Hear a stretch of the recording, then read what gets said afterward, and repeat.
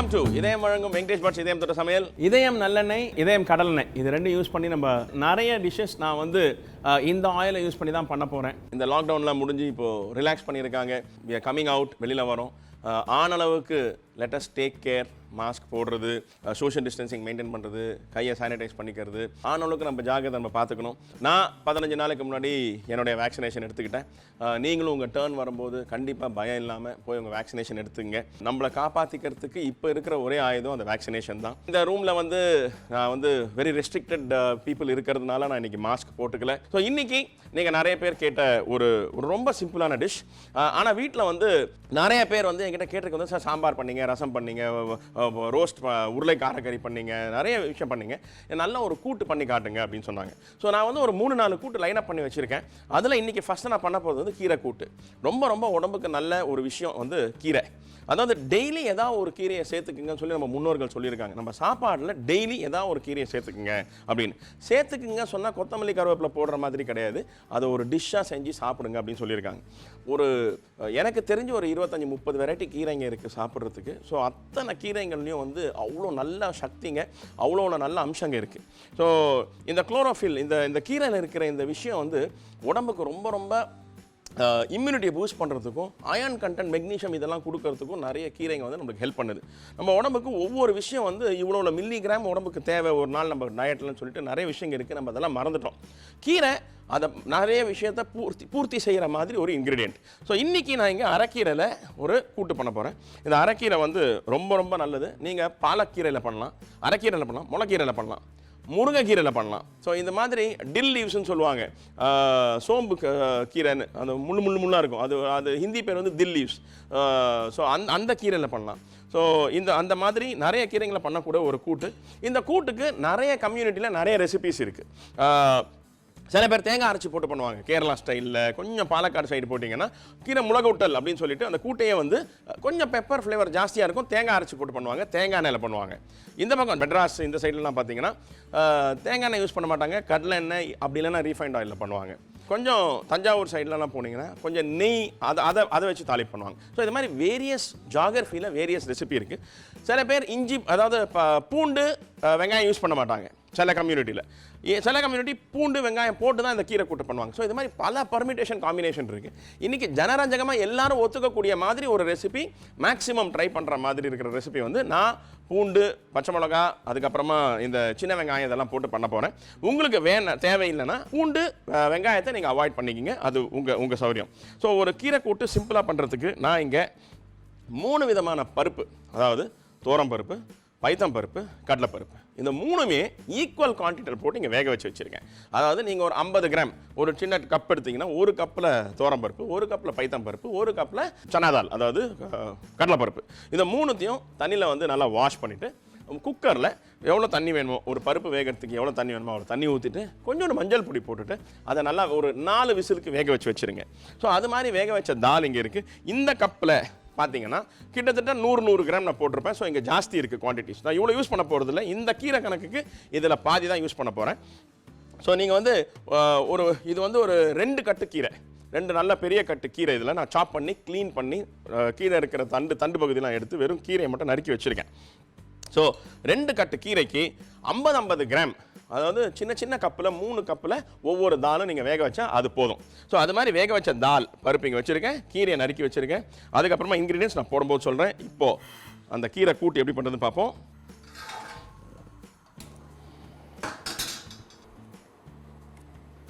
நான் இங்கே கடலை எண்ணெய் யூஸ் பண்ணுறேன்.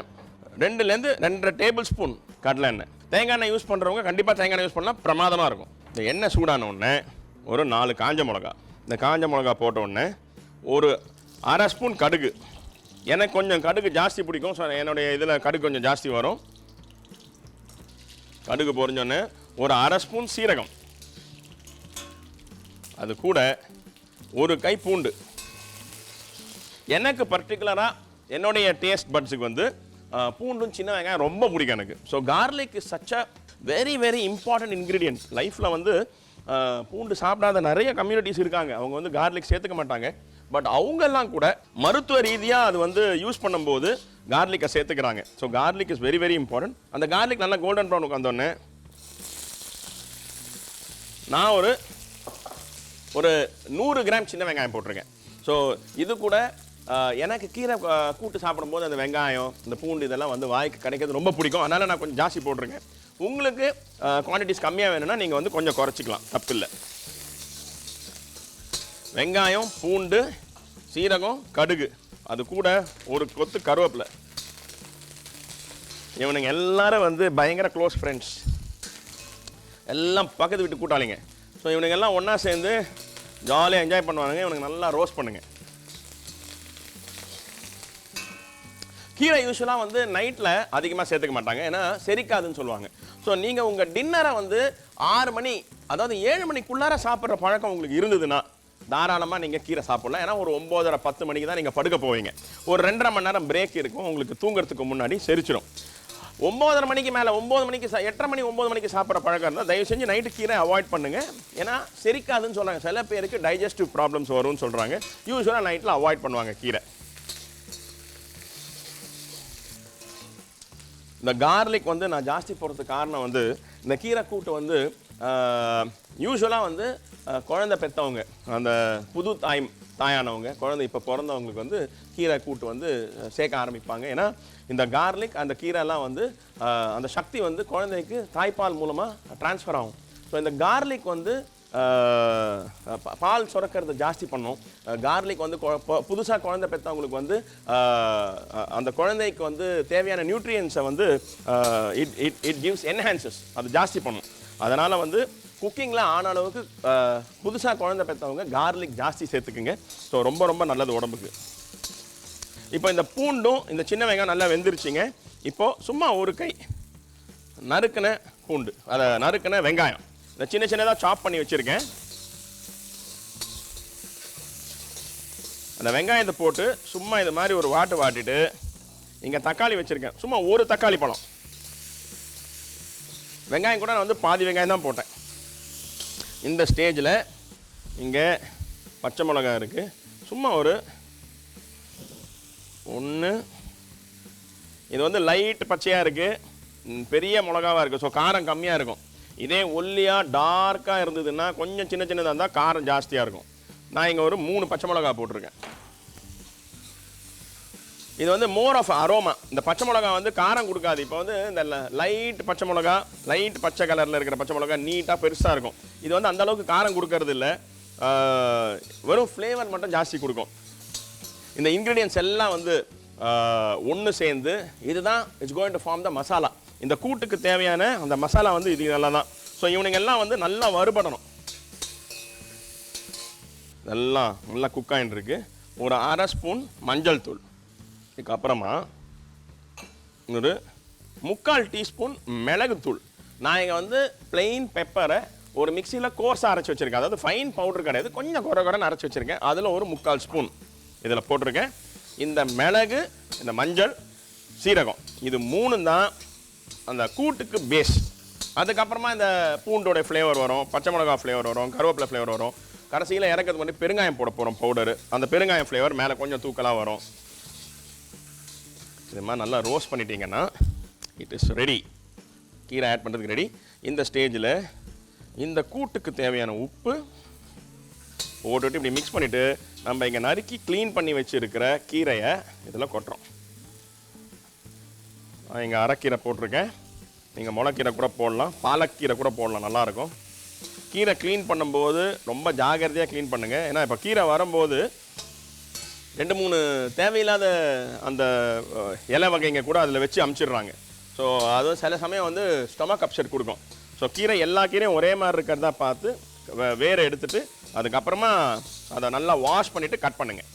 இந்த கீரை வந்து போடும்போது தான் இவ்வளோ இருக்கும். அந்த போட்டோன்னு பாருங்கள் எவ்வளோ சுருங்கிச்சு பாருங்கள். அவ்வளோதான். இந்த கீரை கரெக்டாக ஒரு 6லேருந்து 7 நிமிஷம் வெந்தால் போதும். 6 to 7 மினிட்ஸ் இவன் பாட்டுக்கு அப்படியே சுருங்கி போய் நல்லா குக் ஆகிடுவான். பாருங்கள், அந்த ஆயிலில் நம்ம முதல்ல போட்ட ஆயில் அப்படியே மேலே அந்த கீரை மேலே ஒரு கிளேஸ் ஆகி அப்படியே பியூட்டிஃபுல்லாக ஒரு ஷைனிங் கிளேஸ் மேலே கொடுத்துருக்கு. அந்த கீரையில் இருக்கிற தண்ணி அம்சம் நேச்சுரலாகவே தண்ணியெல்லாம் இறங்கி அதோட நேச்சுரல் ஜூஸஸ் இறங்கி அந்த ஜூஸ்லேயே வந்து இந்த கீரை குக் ஆகும்.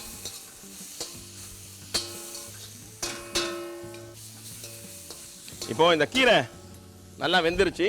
இந்த ஸ்டேஜில் நான் இங்கே வேக வச்சுருக்கிற அந்த 3 பருப்பு இருக்கு இல்லைங்களா, அதில் பாதி போடுறேன். நான் உங்களுக்கு முதல்ல சொன்ன மாதிரி நீங்கள் வந்து 50-50 கிராம் சின்ன சின்ன கப்பில் வேக வச்சா போதும், ஜாஸ்தி வேக வைக்க வேண்டாம். இந்த பருப்பை போட்டுட்டு இந்த கீரை கூட்டு கன்சிஸ்டன்சி சரி பண்ணுறதுக்கு ஒரு 1/2 டம்ளர் தண்ணி.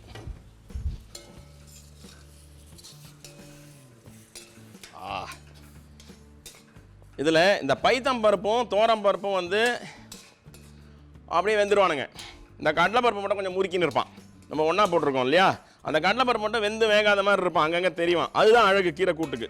ஸோ அதனால தான் அந்த 3 தாலையும் ஒன்றா போட்டு நம்ம வேக வைக்கிறது.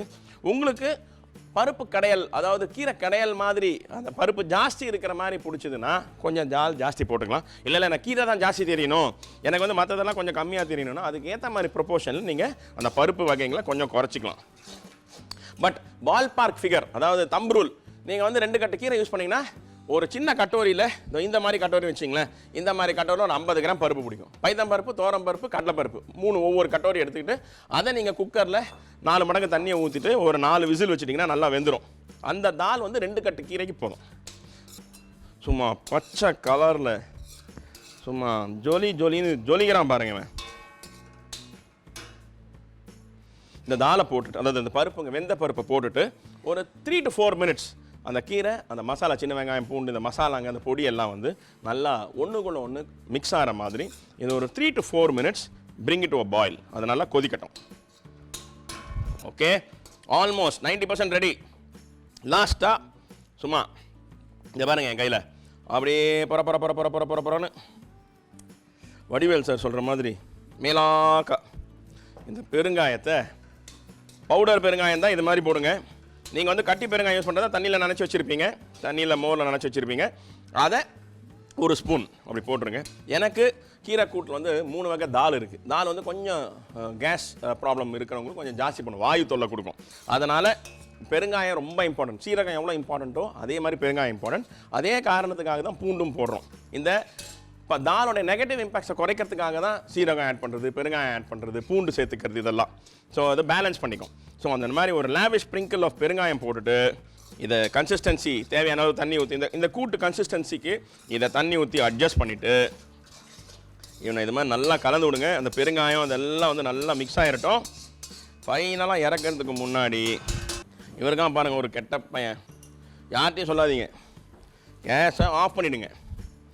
இவனை நல்லா ஒரு டேபிள் ஸ்பூன் கபக்குன்னு மேலே போட்டு, யார் இவன், நம்ம ஃப்ரெண்டு நெய், அவனை போட்டு இது மாதிரி அப்படியே பிரட்டி விட்ருங்க. யார்கிட்டையும் சொல்லாதீங்க இது போட்டிருக்கேன்னு. இதை போட்டுங்க அப்படியே சைலண்ட்டாக ஒரு மூடி வச்சு மூடிடுங்க.